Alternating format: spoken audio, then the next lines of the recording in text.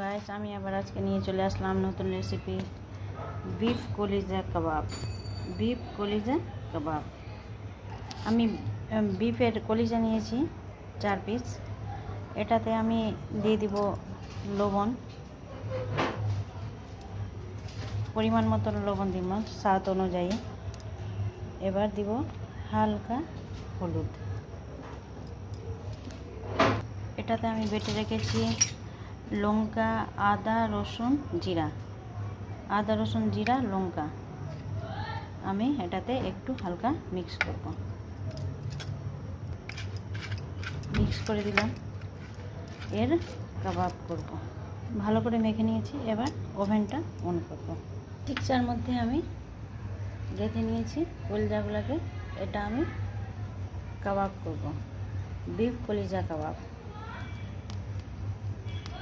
আমি এটাকে পুড়িয়ে নেব।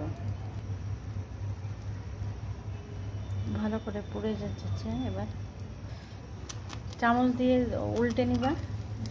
একদিকে হয়ে গেলে তোমার চামচ দিয়ে উল্টে নিতে হবে। ভালো করে পুড়ে যাচ্ছে। ভালো করে পুড়ে নিলে আমার বিফ কলিজা কাবাবটা রেডি হয়ে যাবে। দেখো, আমার বিফ কলিজা কাবাবটা রেডি হয়ে গেল। ভালো করে পুড়ে যাচ্ছে, আর একটু পোড়াবো। আমি এটাতে মশলা দিয়েছিলাম আদা, জিরা, রসুন, এলাচ, দালচিনি আর লঙ্কা।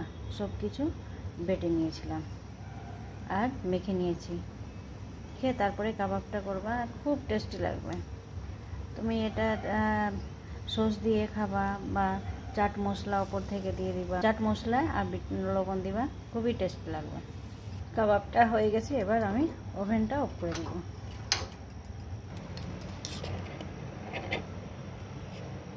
এইভাবে আমি ছুটিয়ে নেব।